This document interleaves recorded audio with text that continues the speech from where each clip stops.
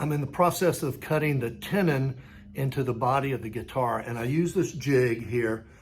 It's clamped in, and it's got a template that the router with the guide bushing will follow and cut a tenon, and this is the final pass I'm about to make.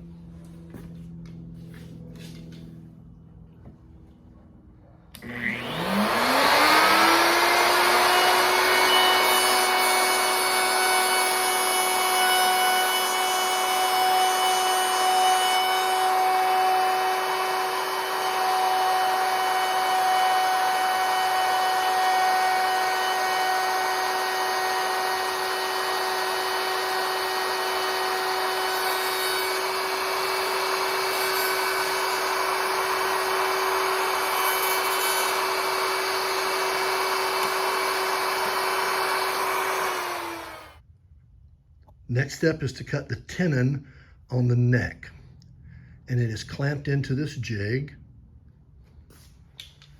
You see it's clamped down below, and you take the body of the guitar and you put it up against this bar, and this table down here is on a swivel, and you use that to adjust the angle of the guitar neck. So when the tenon is cut, it will be cut at an angle, so when it mounts to the body, you'll have the proper angle for the strings to go from the nut up to the bridge.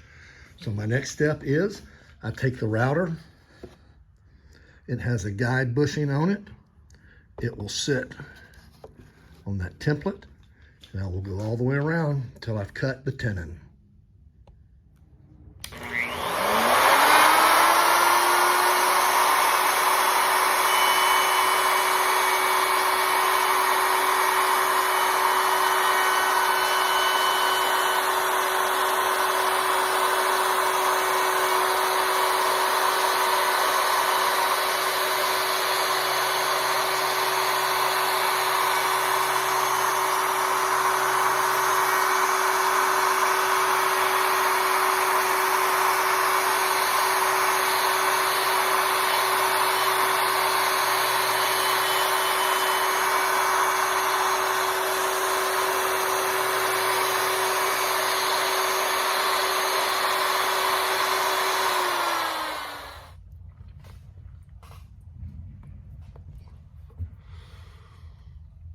I get a lot of questions from friends and family about building the guitar, and I always try to stress to people the biggest issue with building a guitar is your absolute attention to detail.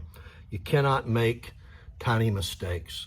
Your measurements have got to be just absolutely spot on. And I use the analogy, if you're building a chair, and you set the chair, you get finished, you set the chair down, and one leg is say 1/4 inch shorter than the other three. Well, all you have to do is cut those 3 legs, and you've got a chair now that's level, just 1/4 inch shorter. Well, you cannot do that on a guitar. A guitar has a scale, and you have to stay in that scale. So I made a mistake early in the building process of this guitar that I didn't realize, and I'll show you in a minute. It's just off by a couple of millimeters. But when I went to cut the neck, or the tenon and the mortise for the neck, that's when I realized it. And the center line was not lining up the way it was supposed to. And again, I'll show that in a minute. So I thought, well, I'll just put a shim under it and try to shim it and still cut my mortise and tenon, or cut the mortise actually with the shim in place that straightened the guitar up to where it was in line, but it just didn't work. So when I put the neck in the guitar, it is way off the center line. So I'll show you what I'm talking about now. So this is a set of rims from a guitar that I had started quite some time ago and made mistakes and never finished it. But this is where the mistake that I made was on this front block right here. This block is what you glue your sides to, and it's where the tenon is cut to join the neck. And it has to be dead square flush so that your center line comes here and runs straight down.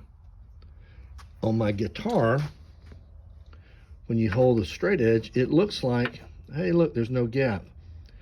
But that's because it's at an angle. So watch this. When I bring it to right here, look at the gap that's created over here. So I'm square from here down the center line. But when I take a square and place it on this end and line it up,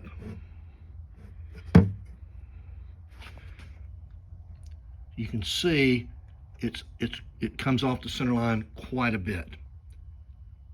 That mistake was made during this part of the build.